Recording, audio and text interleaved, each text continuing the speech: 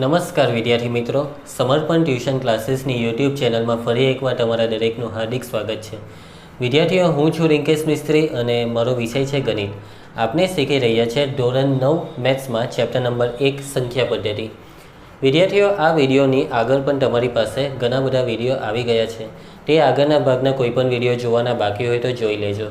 આગળ લાસ્ટમાં આપણે શું શીખેલા? તો સૂત્ર આધારિત દાખલા શીખેલા અને છેદનું સમીકરણ કરવાના દાખલા અને આગળ એકાદ સ્વાધ્યાય આપણે કમ્પ્લીટ કર્યું. હવે તે જે સ્વાધ્યાય આપણે કમ્પ્લીટ કરેલું તેમાં મેં કીધું હતું તમને કે એક પ્રશ્ન એવો છે કે જે સંખ્યા રેખા આધારિત છે.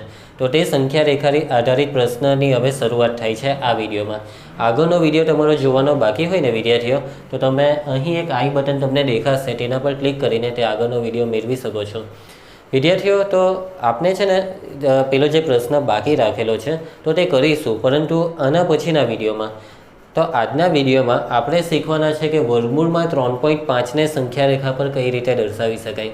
તો વિદ્યાર્થીઓ, એક્ઝેક્ટલી ટોપિકની શરૂઆત કરીએ કે ટોપિકનું નામ શું છે આજના વિડીયોનું. તો ટોપિકનું નામ છે સંખ્યા રેખા પર વર્ગમૂળમાં એક્સનું નિરૂપણ. વિદ્યાર્થીઓ, સંખ્યા રેખા પર તમે ઘણી બધી સંખ્યાઓને દર્શાવીને આવ્યા અત્યાર સુધી. વર્ગમૂળમાં 2, વર્ગમૂળમાં 3, વર્ગમૂળમાં 5, પછી દશાંશ સંખ્યા, બરાબર ને? તો હવે પાછી વર્ગમૂળવાળી સંખ્યા રિપીટ થાય છે, પરંતુ વર્ગમૂળવાળી સંખ્યામાં પાછું કેવું કે પોઈન્ટવાળું બી આવી જાય કે વર્ગમૂળમાં 3.5 એટલે વર્ગમૂળ અને દશાંશ એકબીજાને એક અંદર મિક્સ થઈ ગયું. કંઈક આ વસ્તુ આપણે શીખવાના. તો આમાં પણ આખી મેથડ બદલાશે કે તમે વર્ગમૂળમાં 2, વર્ગમૂળમાં 3 એ બધા દાખલા કરીએ ને, એના કરતાં કંઈક અલગ કરવું પડશે આમાં. તો શરૂઆત કરીએ. તો વિદ્યાર્થીઓ, સંખ્યા રેખા પર તમારે વર્ગમૂળમાં એક્સનું નિરૂપણ એટલે કે એક્સ તરીકે તમે શું લઈ શકો છો? તો એક્સ તરીકે તમે કોઈ પણ ધન વાસ્તવિક સંખ્યા લઈ શકો છો. એક વસ્તુ વિદ્યાર્થીઓ યાદ રાખજો કે વર્ગમૂળની અંદર હંમેશા ધન સંખ્યા જ લેવાની, ઋણ સંખ્યા કોઈ દિવસ લેવાની આવે નહીં. કેવી સંખ્યા લેવાની? ધન જ. તો ધન સંખ્યા લેવાની અને વાસ્તવિક સંખ્યા તો હવે તમને ખબર જ છે.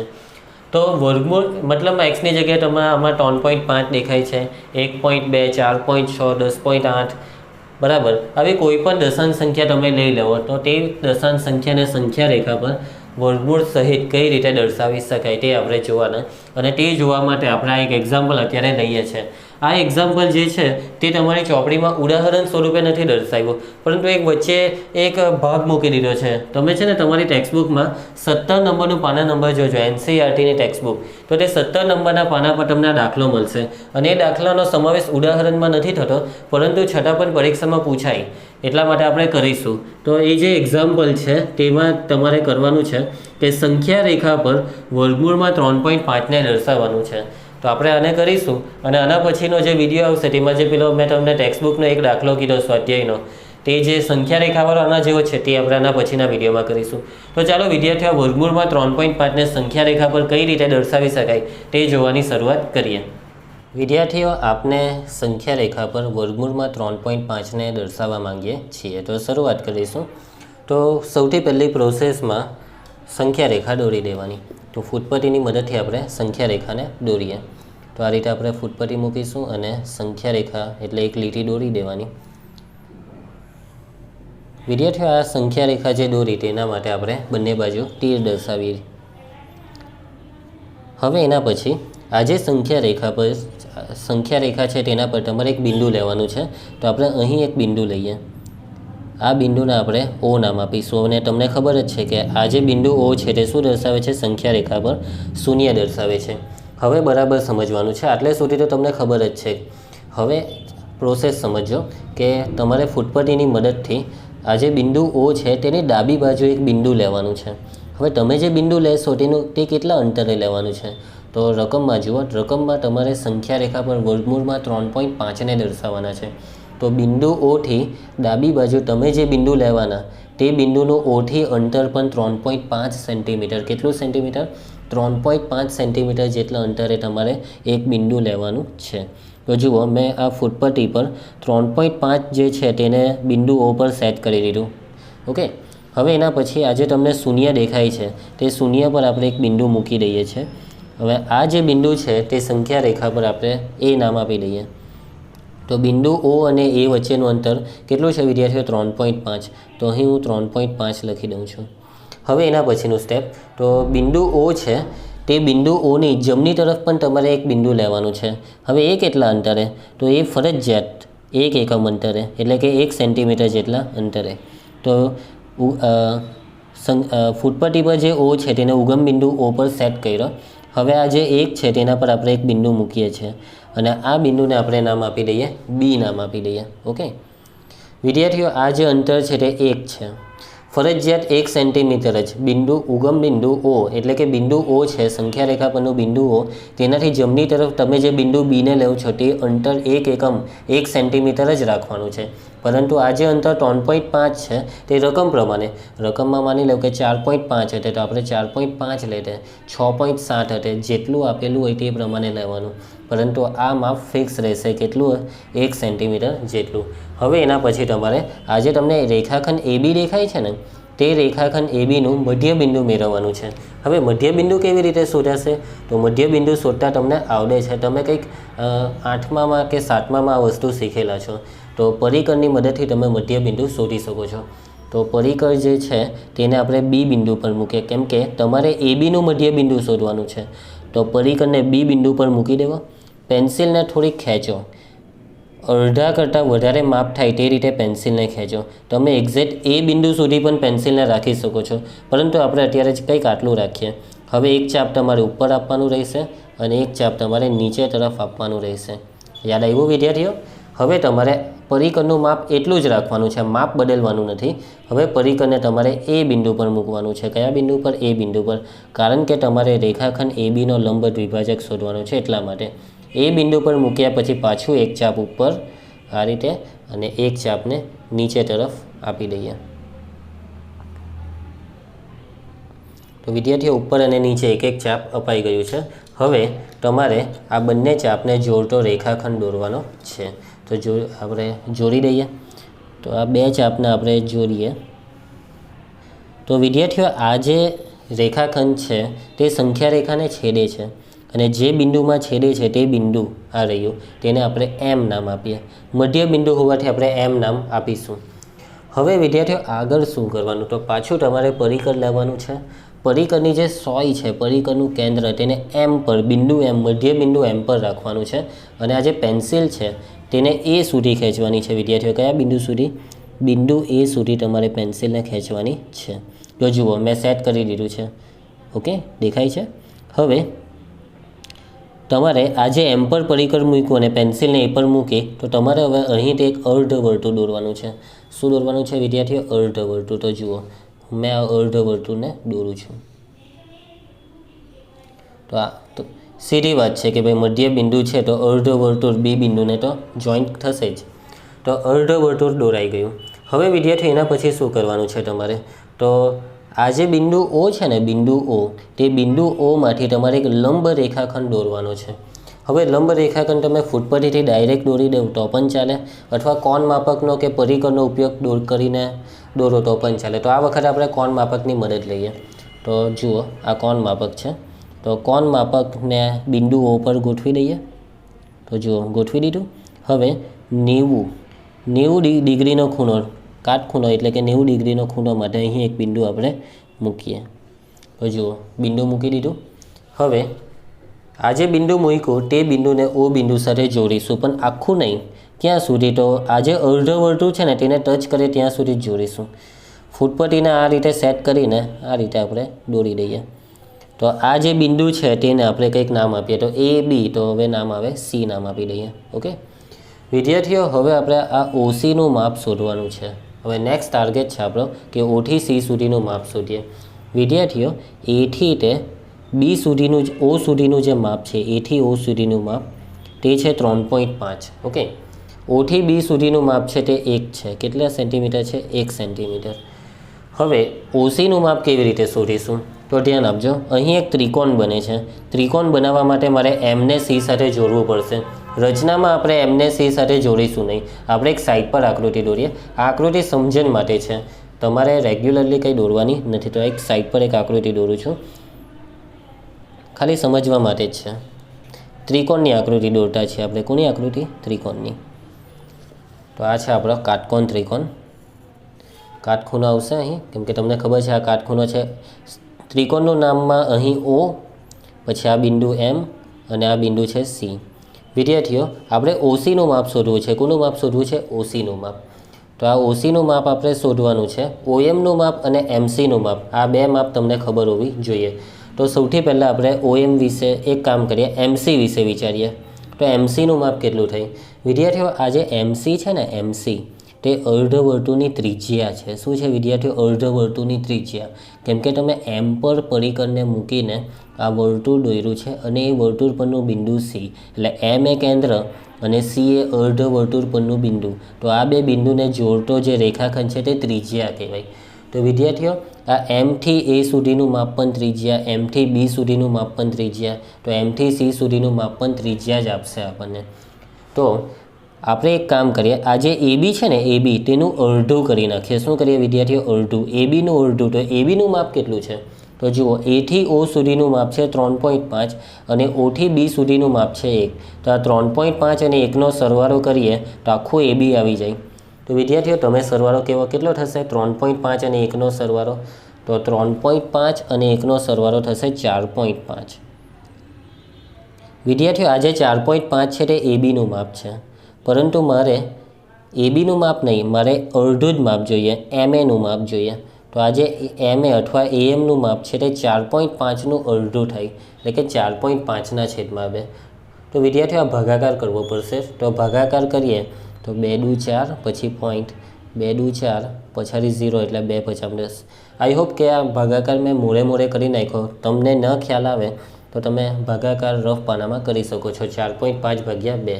તો એએમનું માપ આવે છે 2.25. તો વિદ્યાર્થીઓ આ જે 2.25 છે ને, આ 2.25 એ એમથી એ સુધીનું માપ છે અને એ ત્રિજ્યા કહેવાય. આટલો ભાગ આપણા માટે ત્રિજ્યા, અને આ જ એમથી સી સુધીનું માપ બી આ જ કહેવાય. એટલે જે એએમ છે તે જ એમસી છે. તો એમસીનું માપ આવે છે 2.25. એના પછી વિદ્યાર્થીઓ ઓએમનું માપ.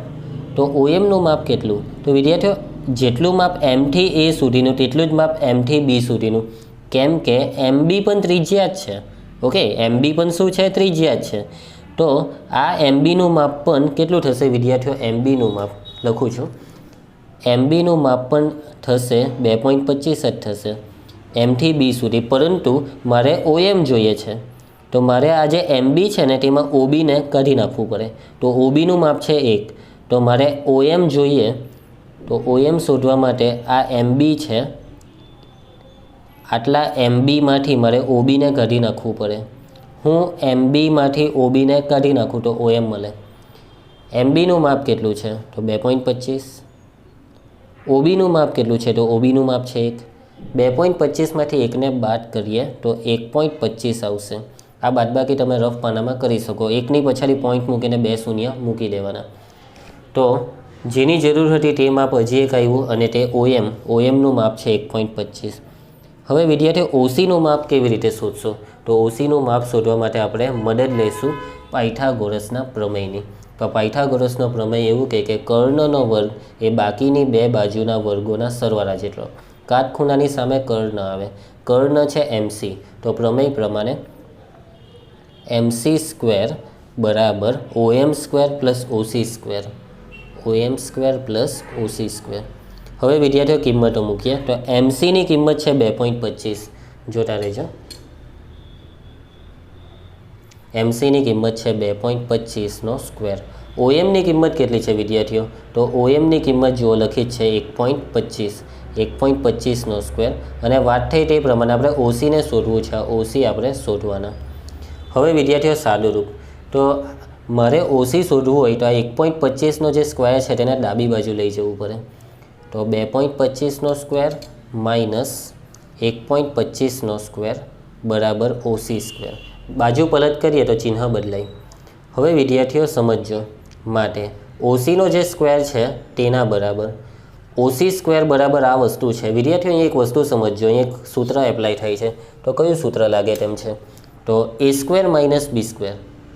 એ સ્ક્વેર માઇનસ બી સ્ક્વેર. સૂત્ર એવું કહે કે એકવાર ઓછા એકવાર વધતા, એટલે કે પહેલા કૌંસમાં બંનેની બાદબાકી 2.25 ઓછા 1.25 અને બીજા કૌંસમાં આ બંનેનો સરવાળો 2.25 વત્તા 1.25. તો વિદ્યાર્થીઓ ઓસી સ્ક્વેર બરાબર 2.25 ઓછા 1.25 કરીએ તો કેટલા થશે? તો આ બાદબાકી તમને ખ્યાલ આવી જાય કે 0.25 0 0 થઈ જાય, 2 ઓછા 1 એટલે 1.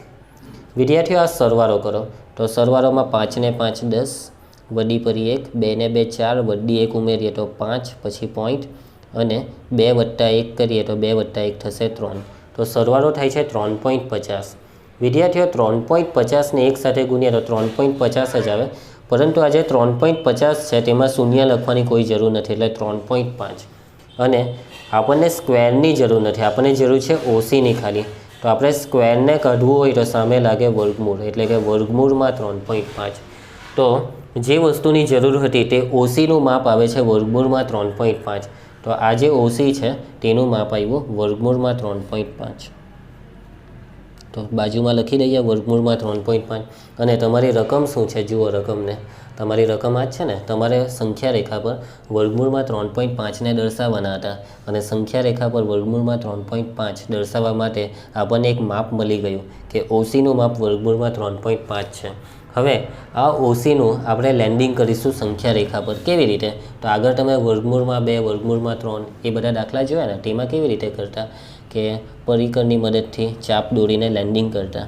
તો ઓ બિંદુ પર પરિકરને મૂકો, સી સુધી ખેંચી લેવો, કેમ કે ઓથી સી સુધીનું માપ વર્ગમૂળમાં 3.5 છે, અને આ વર્ગમૂળમાં 3.5ને નીચે ઉતારો ચાપ દોરીને.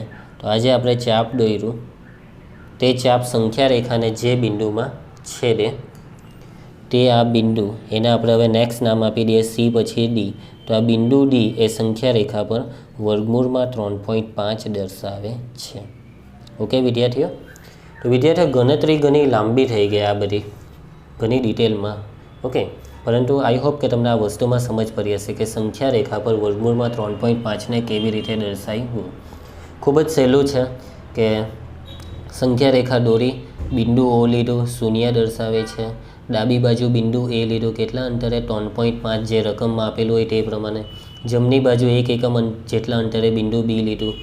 પછી આ મધ્ય બિંદુ દ્વિભાજક, લંબ દ્વિભાજકની મદદથી ચાપ દોરીને મધ્ય બિંદુ એમ પર પરિકર મૂકીને અર્ધ વર્તુળ દોર્યું. ઓ પરથી આપણે એક લંબ રેખાખંડ દોર્યો. અહીંયા આપણે એક કામ કરીએ, કાટખૂણો દર્શાવી દઈએ.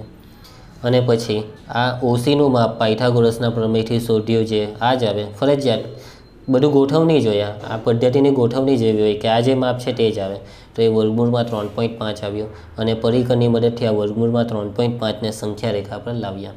તો આ છે પ્રોસેસ. આઈ હોપ કે તમને સમજ પડી ગઈ હશે અને સ્ટેપ યાદ રહી ગયા હશે. તો હવે આપણે રચનાના મુદ્દા લખવાના છે. તો રચનાના મુદ્દામાં પાછું એકવાર રિવાઇઝ થશે, તો ધ્યાન આપતા રહેજો. હવે વિદ્યાર્થીઓ, આપણે જોઈશું રચનાના મુદ્દા. આપણે જે સંખ્યા રેખા દોરી તે કેવી રીતે દોરી તે બધી વસ્તુની માહિતી આપવાની છે. તો યાદ કરો કે સૌથી પહેલાં તમે શું દોરેલું? સંખ્યા રેખા દોરેલી.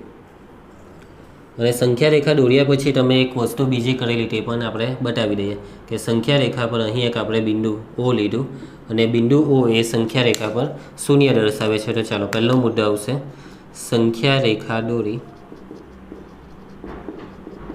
તેના પર શું લીધું? બિંદુ ઓ લીધું, તેના પર બિંદુ ઓ લો. બિંદુ ઓ એ સંખ્યા રેખા પર શું દર્શાવે છે? તો ભાઈ એ સંખ્યા રેખા પર શૂન્ય દર્શાવે છે. આગળ શું કર્યું? બીજો મુદ્દો. તો એના પછી વિદ્યાર્થીઓ, તમે સંખ્યા રેખા પર બિંદુઓની ડાબી તરફ બીજું એક બિંદુ લીધું, તેને નામ આપ્યું તમે કેપિટલ એ. કેટલા અંતરે? તો આ અંતર તમે રાખ્યું 3.5. અને 3.5 કેમ રાખ્યું તે તો તમને કીધું મેં તમને. અને ચાલો પહેલાં આટો લખી નાખીએ. તો ઓ એ બરાબર ઓથી એ સુધીનું માપ 3.5 એકમ થાય તે રીતે બિંદુ એને સંખ્યા રેખા પર લો. આપણે એક સંખ્યા રેખા પર બિંદુ એ લીધું. કઈ રીતે? તો કે ભાઈ ઓથી એ સુધીનું માપ 3.5 એકમ થાય તે રીતે.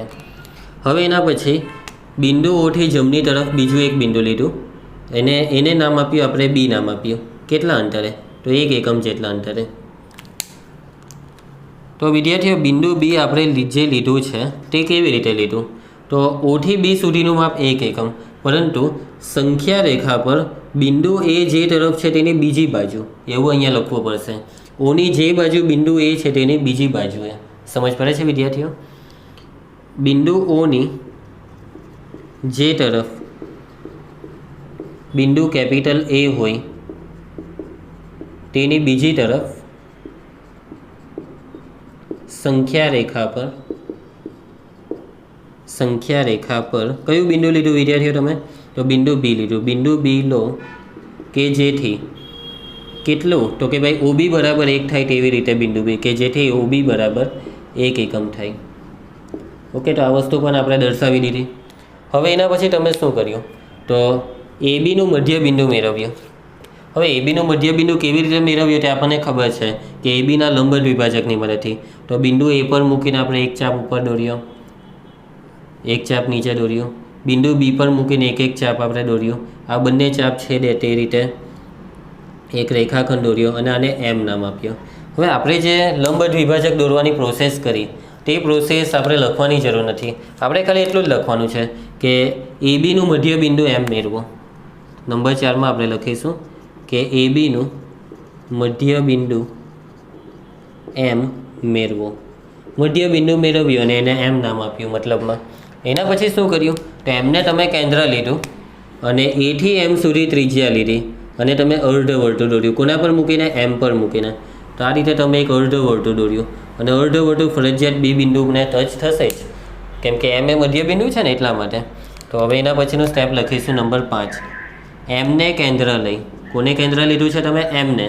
અને ત્રિજ્યા કેટલી રાખી છે? તો A થી M સુધીની. M ને કેન્દ્ર લઈ OM જેટલી ત્રિજ્યા લઈ અર્ધવર્તુળ દોરો. શું દોરવાનું છે વિદ્યાર્થીઓ? આપણે અર્ધવર્તુળ દોરવાનું છે. હવે એના પછીનો છઠ્ઠો મુદ્દો. એના પછી તમે શું કર્યું? તો આ જે બિંદુ O છે તે બિંદુ O માંથી એક લંબ રેખાખંડ દોર્યો અને એ લંબ રેખાખંડ અર્ધવર્તુળને જ્યાં છેદે ત્યાં તમે C નામ આપ્યું. બરાબર? તો લખીએ આપણે કે સંખ્યા રેખાને અથવા AB રાખ્યા.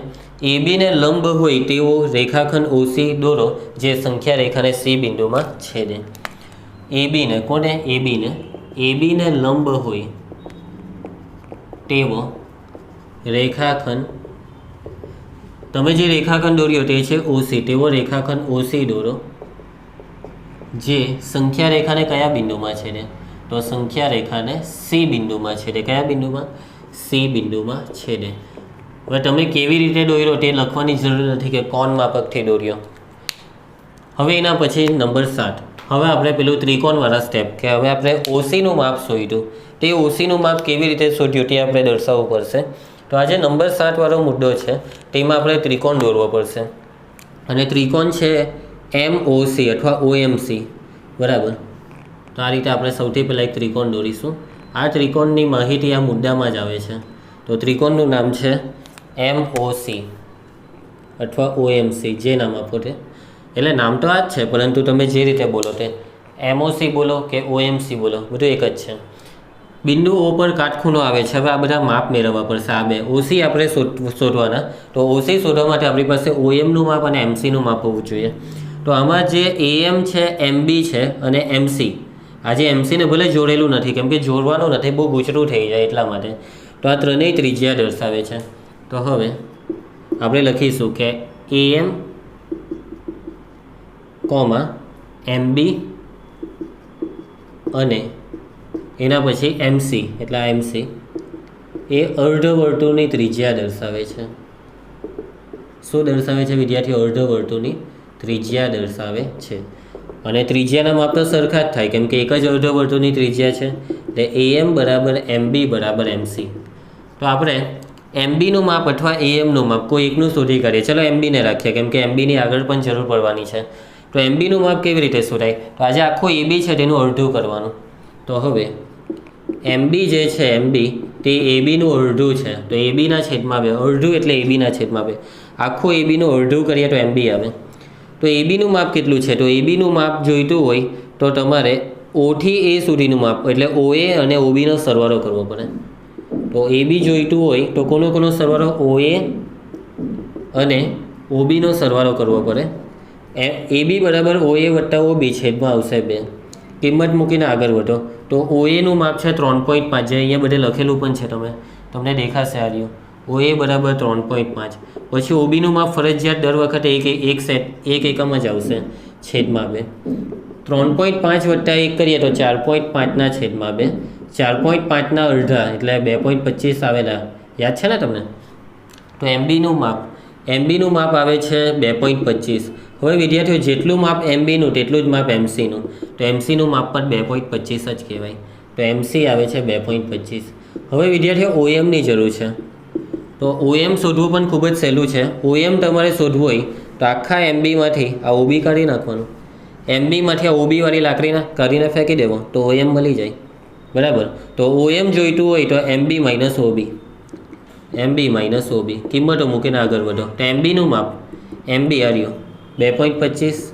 OBનું માપ OB ખબર જ છે તમને, OB એક એકમ બાદબાકી કરો તો 2.25 ઓછા 1 કરીએ તો 1.25 આવશે ને. તો OMનું માપ 1.25. ચાલો હવે OC શોધીએ. કોની મદદથી? પાયથાગોરસના પ્રમેય. તો ત્રિકોણ OMC, આ જે ત્રિકોણ છે તેમાં ખૂણો O કાટખૂણો છે એટલે કે 90 ડિગ્રી. માટે પાયથાગોરસના પ્રમેય પ્રમાણે, તો પાયથાગોરસના પ્રમેય પ્રમાણે કર્ણનો વર્ગ એટલે MC નો સ્ક્વેર બરાબર OM નો સ્ક્વેર વત્તા OC નો સ્ક્વેર. કિંમતો મૂકીને આગળ વધીએ. તો MCનું માપ આપણે આકૃતિમાં છે જ, MCનું માપ છે 2.25 નો વર્ગ. OMનું માપ પણ આકૃતિમાં દર્શાવી દીધું છે 1.25 નો વર્ગ. OC આપણે શોધવાના, બરાબર ને? OC શોધવા માટે તો બધી મગજમારી કરવી પડી. વિદ્યાર્થીઓ હવે 1.25 નો સ્ક્વેરના ડાબી બાજુ લાવો તો OC આવશે. તો 2.25 નો સ્ક્વેર અને આપણે ડાબી બાજુ લાવીએ તો માઇનસ 1.25 નો સ્ક્વેર બરાબર OC સ્ક્વેર. માટે OC સ્ક્વેર બરાબર વિદ્યાર્થીઓ અહીંયા સૂત્ર લાગશે A સ્ક્વેર ઓછા B સ્ક્વેર. તો સૂત્ર શું આવે? A સ્ક્વેર ઓછા B સ્ક્વેર, A ઓછા B, A વત્તા B.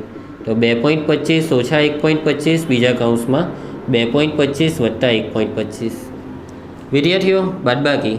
તો 2.25માંથી 1.25ને બાદ કરી જુઓ તો 1 આવશે અને આ બેનો સરવાળો કરી જુઓ તો સરવાળો કેટલો થયેલો? તો 2 ને 1 3, 3.50 બરાબર. 3.50 ને હું 3.5 લખું તો કંઈ ખોટું નહીં કહેવાય અને 3.5 ને 1 વડે ગુણ્યા તો 3.5. ખબર જ છે તમને કે સ્ક્વેર કાઢવો હોય તો સામે વર્ગમૂળ આપવું પડે. તો OCનું માપ આવે છે 3.5 એકમ. વિદ્યાર્થીઓ બહુ મહેનત કરાવી આ લોકોએ તો OCનું માપ શોધવા. તો આપણે અહીં પણ લખી દઈએ કે OCનું માપ 3.5. અને હવે સંખ્યા રેખા પર આગળ વધીએ. તો હવે તમારે કોને કેન્દ્ર લેવાનું છે? ઓને કેન્દ્ર લેવાનું.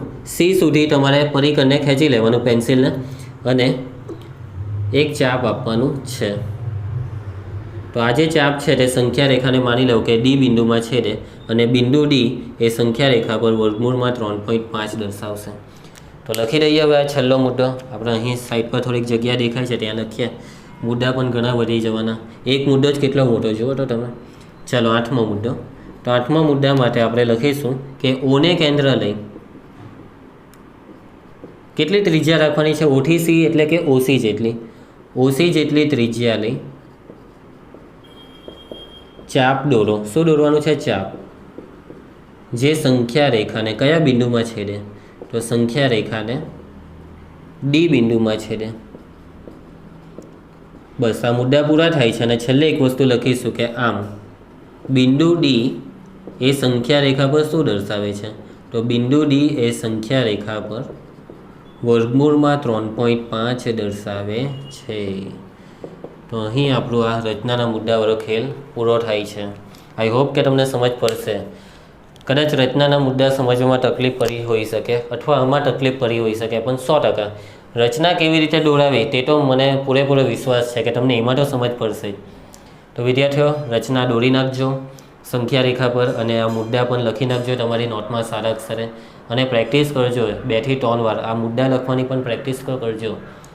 હવે વિદ્યાર્થીઓ નેક્સ્ટ વિડીયોમાં જે સ્વાધ્યાયનો જે પ્રશ્ન છે તે કરીશું.